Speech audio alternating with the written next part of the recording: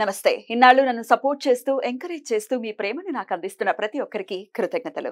అలాగే ఈ వీడియో కూడా ఖచ్చితంగా మీకు ఉపయోగపడుతుంది. లైక్, షేర్ అండ్ సబ్స్క్రైబ్ చేసి మీ సపోర్ట్‌ని నాకు అందించండి. అలాగే ఈ వీడియో పట్ల మీకున్న అభిప్రాయాన్ని కామెంట్ సెక్షన్‌లో కామెంట్ చేసి తెలియజేయండి. ఇప్పుడు వీడియోని చూద్దాం. జ్యోతిష్య శాస్త్రం ఒక అద్భుతం. వేదాంగమైన జ్యోతిష్య శాస్త్రం అనేటువంటిది మానవ జీవన గమనానికి ఒక వరం. జ్యోతిష్య శాస్త్రం నీ జీవితంలో వెలుగునింపే ఒక భాష. ఆ భాష నీకు అర్థమైతే ప్రకృతి నీతో మాట్లాడుతుంది. అస్ట్రాలజీ నేర్చుకోవాలి అనుకునే వారికి అద్భుత అవకాశం. మురళీధర శర్మ గారి అస్ట్రాలజీ క్లాసెస్ అతి త్వరలో మొదలు కాబోతున్నాయి. 100% జాబ్ గ్యారంటీ. వివరాల కొరకు సంప్రదించండి. నమస్తే, వెల్కమ్ టు అవర్ ఛానల్. నేను పద్మిని. ప్రస్తుతంతో పాటు Vedic astrologer and tarot card reader Avinash Das గారు ఉన్నారు. మాట్లాడదాం. అవినాష్ గారు నమస్తే అండి. నమస్తే అండి. ఓం నమ శివాయ, ఓం నమో వెంకటేశాయ. అవినాష్ గారు బోర్డు మీద రాశారు గ్రహమాలికా యోగం 23rd to 25th వరకు, ఆగస్ట్ అంటే ఇప్పుడే, రేపటి నుంచే కదా. ఏంటండి గ్రహమాలికా యోగం యొక్క వైశిష్ట్యం ఏమిటి, ఏం చెప్పబోతున్నారు? గ్రహమాలికా యోగం మీరు చూడొచ్చు, గ్రహాలన్నీ ఒక లైన్ లో ఉన్నాయి, మాలలాగున్నాయి. యాక్చువల్గా 7 గ్రహాలు ఉంటేనే గ్రహమాలిక అంటారు. ఇక్కడ 7 కన్నా మొత్తం ఆల్మోస్ట్ అన్ని ఉన్నాయి. 9 కలిపేయండి. ఎందుకంటే రాహుకేతుడు ఎప్పుడు సమసప్తకంలోనే ఉంటారు కాబట్టి. సో గ్రహమాలికనే ఇది, కంప్లీట్ గ్రహమాలిక. రైట్. సో ఇక్కడ పాయింట్ ఏంటంటే, ఈ గ్రహమాలిక అంటే ఏంటి, ఒక ఆర్డర్, ఒక లైన్ లో ఉన్నాయి, అలైన్మెంట్ లో ఉన్నాయి. మన ఇంట్యూషన్ వాడాలి. లైన్ లో ఉన్నాయి అంటే జీవితం కూడా ఒక లైన్ లో ఉంటది. ఇలా ఎప్పుడు ఇది వరకు ఎప్పుడైనా జరిగిందా? అంటే రీసెంట్ టైమ్స్ లో అంత జరగలేదు, కానీ జరుగుతుంటది చాలా రెగ్యులర్ గా. సో పాయింట్ ఏంటంటే, జీవితం ఒక ఆర్డర్ లో ఉంటది. ఇక్కడ గ్రాఫ్స్ చేసాను, కనిపిస్తుందా? ఎస్ అంటే స్వర్గము, ఎన్ అంటే నరకము. సో ఈ గ్రాఫ్ లో చూడొచ్చు మీరు, నిరంతరంగా స్వర్గం నరకం, స్వర్గం నరకం, స్వర్గం నరకం, అప్ అండ్ డౌన్ జీవితం. ఇది చూడండి, ఓన్లీ స్వర్గం ఉంది. ఇది చూడండి, చాలా గమ్మత్తుగా ఉంటది. సగం జీవితం స్వర్గము, మళ్ళీ సగం నరకం అయిపోయింది. ఈ కిందది ముందు సగం జీవితం నరకం, తర్వాత స్వర్గం అయిపోయింది. So this is the result. దీని రిజల్టే ఇది. అంటే కంపల్సరీ జీవితం అనేది ఒక ఆర్డర్లో ఉంటుంది. మనకు మామూలుగా ఎలా ఉంటుంది అంటే, మామూలు మనిషి జీవితం ఒక ఆర్డర్ ఉండదు, దశల వారీగా ఉంటుంది. దశ బాగుందంటే బాగుంటుంది, దశ బాగాలేదంటే ఇంకా కష్టమే. కానీ ఇక్కడ ఏంది, వీళ్ళతో ఒక ఆర్డర్ ఫాలో అవుతారు వీళ్ళు. తప్పదు, జీవితంలో ఒక ప్యాటర్న్ వచ్చేస్తుంది. ప్రతి జీవితానికి ప్యాటర్న్ ఉండదు. కొన్ని జీవితాలు చూడండి అలానే ఉంటాయి, పుట్టినప్పటి నుంచి పోయేదాకా ఒక క్రమబద్ధంగా అలాగే వెళ్ళిపోతుంది. జాగ్రత్తగా, అవును, చిన్న కష్టాలు వస్తే వాటిని అధిగమించేసి అలా సాఫీగా వెళ్ళిపోతుంది. బాగుంటుంది అనిపిస్తుంది అలాంటి లైఫ్ కదండి. ఈ ups downs. Right. So ups downs కూడా ఏదో ఒకటి వస్తుంది, లేకపోతే 2 వస్తాయి, అంతే, దాటేస్తారు. ఇక్కడ ఇలా కాదు. వీళ్ళకి ఒక గ్రాఫ్, ఒక ఆర్డరు, ఒక ప్యాటర్న్ ఏర్పడింది. కాబట్టి ఇప్పుడు మనం మాట్లాడుకున్నాం, మీరు ఒక మాట చెప్పారు, అలా సాఫీగా వెళ్ళిపోతుంది. లేకపోతే ఆ దరిద్రం అనే తల మీదే కూర్చొని ఉంటుంది. ఎప్పుడు ఎక్కడికి పోదు, అక్కడే ఉంటుంది. ఆ దరిద్రం తల మీదే ఉంటుంది. ఇక్కడ ఇలా లేదు, మనకు చూసాం, ఒక ప్యాటర్న్ అనేది వస్తుంది. సో ఇది అప్ అండ్ అండ్ ప్యాటర్న్. ఇది ఇప్పుడు ఇది ఓన్లీ టాప్ ప్యాటర్న్. ఇది మీరు చెప్పినట్టు బాగా పైన, బాగా కింద. సో దీన్ని బట్టి మీరు అర్థం చేసుకోవచ్చు. సో గ్రహమాలిక యోగం గురించి ఫస్ట్ చెప్తా. ఇక్కడ చూసుకుంటే, ఇప్పుడు ఇది ఈ టైంలో పుట్టిన వాళ్ళకి, అంటే 23వ తారీఖు నుంచి 25వ తారీఖు వరకు పుట్టిన వాళ్ళకి గ్రహమాలిక యోగంతో పుడతారు. ఇప్పుడే చెప్తాను నేను జరిగేది. ఇప్పుడు మీరు చూసుకుంటే, గురువు వృషభంలో, కుజుడు మిథునంలో, బుధుడు కర్కాటకము, ఇది రవి సింహంలో, శుక్రుడు కేతువు కన్యలో, శనేమో కుంభంలో, రాహు ఏమో మీనంలో ఉన్నాడు. ఇక్కడ ఏంటంటే, ఇప్పుడు వీళ్ళల్లో సేఫ్టీ ఎవరికి ఉందంటే, లగ్నం కానీ గురు పడింది అనుకోండి, వృషభ లగ్న జాతకులు అయితే సేఫ్టీ పడుతుంది. వీళ్ళకి ఒక లైఫ్ అనేది పాజిటివ్ గా వెళ్తుంది. సో గురు బానే ఉన్నాడు. కుజుడు చూసుకోండి, కుజుడిని మిథనం నార్మల్, పర్లేదు. బుధుడు వక్రించి ఉన్నాడు, అయినా కర్కాటకంలో ఉన్నాడు కాబట్టి ఓకే. రవి సింహంలో ఉన్నాడు, సూపర్. స్వక్షేత్రం. సో ఇది కూడా లగ్నం కిందకు వస్తే జీవితం బాగుంటుంది. తర్వాత ఇది శుక్రకేతు 50-50 మనం అనుకున్నాం కదా, ఈ ప్యాటర్న్ వస్తుంది ఆ లగ్నంలో పుడితే.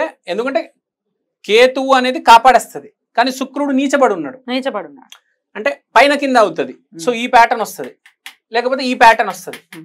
అదే మనం గురు లగ్నము రవి లగ్నము అనుకోండి, ఈ ప్యాటర్న్ పైకే, ఇంకా చిరంజీవి గారు లాగా ఇంకా అసలు తిరుగులేదు.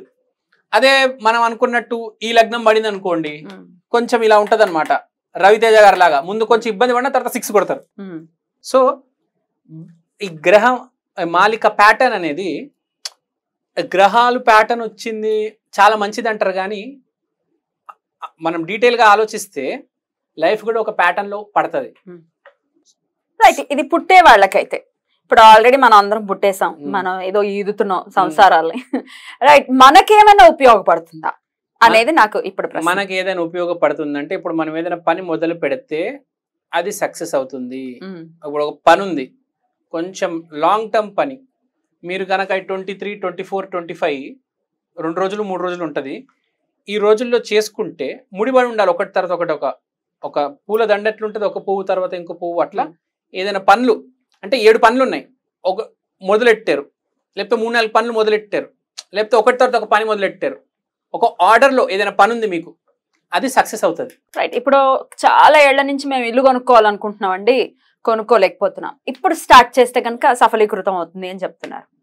అంటే నేను చెప్పేది ఏంటంటే, ఇక్కడ పాయింట్ 7 గ్రహాలు ఉన్నాయి కాబట్టి మీరు ఇక్కడ చేసుకోవాల్సింది ఏంటంటే, ఒక ఆర్డర్ ప్యాటర్న్ ఉంది కాబట్టి లగ్నంలో గురువు ఎప్పుడైతే మీరు మొదలెడుతున్నారో అప్పుడు కనుక మీకు లగ్నంలో చూసుకోండి, లగ్నం చూసుకోండి, అప్పుడు లగ్నం ఏముంది, లగ్నంలో గురువు లేకపోతే రవి ఉంటే మీరు పని మొదలు పెడితే అది దిశల వారీగా ఒకటి తర్వాత స్టెప్ బై స్టెప్ సక్సెస్లోకి వెళ్ళిపోతుంది.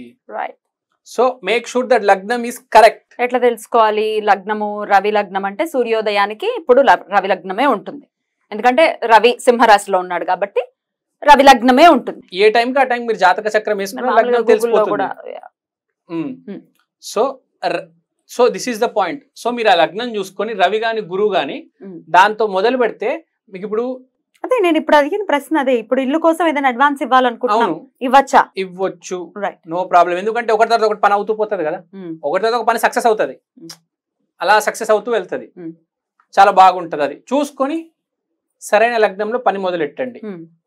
ఇంకోటి దీనికి నేను చెప్పేది ఏంటంటే, కేతు ఉన్నాడు కాపాడేవాడు. ఒకవేళ ఈ లగ్నం పడింది అనుకోండి, ఒక అబ్బాయి పుట్టాడు ఈ రోజుల్లో, ఈ లగ్నంలో పుట్టాడు అనుకోండి, కేతువు కాపాడేస్తాడు శుక్రుడిని. సో శ్రీ గణేశాయ నమః అనే మంత్రం జపించాలి పుట్టినోళ్ళు స్పెషల్గా. అంటే పెద్ద అయిన తర్వాత జీవితాంతం, ఎందుకంటే ఈ చాట్ ఇలాగే ఉంటుంది కాబట్టి. ఇలానే ఉంటుంది. కరెక్ట్, మంచి పాయింట్ చెప్పారు. కాబట్టి శ్రీ గణేశాయ నమః అనేది వాళ్ళు జీవితాంతం చేసుకోవాలి, బాగుంటుంది. అలానే ఇప్పుడు గురువు గాని రవి గాని మంచి లగ్నం కాబట్టి సీతారామచంద్రాయ నమః చేసుకుంటే చాలా మంచిది, అద్భుతంగా ఉంటుంది. బుధుడు వక్రంలో ఉన్నాడు కాబట్టి సరస్వతీ దైవే నమః అని చేసుకుంటే చాలా మంచిది. సో బేసిక్ గా ఇక్కడ చెప్పేది ఏంటంటే, ఒక ప్యాటర్న్ అనేది ఏర్పడుతుంది జీవితంలో. So this is the point. ఇది గుర్తు పెట్టుకోవాలి. ఈ రోజుల్లో ఎవరికైతే పిల్లలు పుడతారో వాళ్ళు తూచా తప్పకుండా ఈ మంత్రాలు జపించాలి.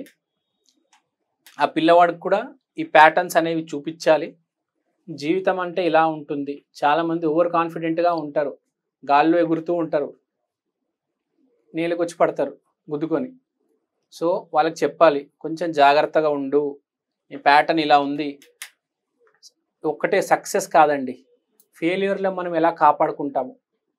సక్సెస్లో డబ్బులు దాచుకోవాలి, ఫెయిల్యూర్లో ఆ డబ్బులు మనం మెల్లిమెల్లిగా వాడాలి, కాపాడుకోవాలి. సక్సెస్ ఎదుర్కోవడం చాలా ఈజీ, ఫెయిల్యూర్ ఎదుర్కోవడం చాలా కష్టం. సో ఇక్కడ సక్సెస్తో పాటు ఫెయిల్యూర్ కూడా ఉంది కాబట్టి ఇలాంటి వాళ్ళు చెప్పేది ఏంటంటే, ఫెయిల్యూర్ వచ్చినప్పుడు చాలా జాగ్రత్తగా ఉండాలి, జాగ్రత్తగా హ్యాండిల్ చేయాలి. పెద్ద దూరం ఏం లేదు. మీకు చూడండి, ఇక్కడ ఫెయిలియర్ కి సక్సెస్ కి పెద్ద దూరం ఏం లేదు. కొంతమందికి ఫెయిలియర్ ఇక్కడ ఉంటే సక్సెస్ ఎక్కడో ఉంటుంది, అందుకోలేరు. ఇక్కడ సక్సెస్ ఫెయిలియర్ దగ్గరే ఉన్నాయి. So you can manage. అందుకనే గ్రహమాలిక అంత స్ట్రాంగ్ అంటారు. ఎందుకంటే అన్ని దగ్గరలోనే ఉంటాయి. చూడండి కదా, ఇప్పుడు 7 పూలు అనుకున్నాం, 7 గ్రహాలు అనుకున్నాం, ఒకటి తర్వాత ఒకటి. సో మాలలాగా. సో మనం అనుకున్నట్టు so everything is almost under your control. మీరు కొంచెం జాగ్రత్తగా ఉంటే, కొంచెం సక్సెస్ ఉందనుకోండి, అసలు భయపడాల్సిన అవసరం లేదు. ఒకటి తర్వాత ఒకటి. చిరంజీవి గారు ఎట్లా ఒకటి తర్వాత ఒకటి సినిమా చేసుకుంటూ వెళ్ళిపోయారు, 150 సినిమాలు, అట్లా ఏ గొడవ లేకుండా. అట్లా వీళ్ళు కూడా జాగ్రత్తగా ఉంటే ఏం ప్రాబ్లం ఉండదు, బాగా కలిసి వస్తుంది. మంచి లగ్నం చూసుకోండి, బాగుంటుంది. మంచి యోగం ఇది, అది నేను చెప్దాం అనుకుంటున్నాను. బ్యూటిఫుల్ అండి, చాలా అద్భుతంగా వివరించారు. కృతజ్ఞతలండి. నమస్కారం.